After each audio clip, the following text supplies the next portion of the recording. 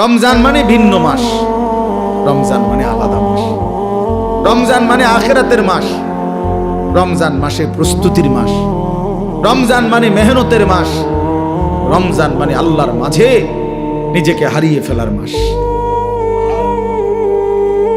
এটাই মাহে রমজান।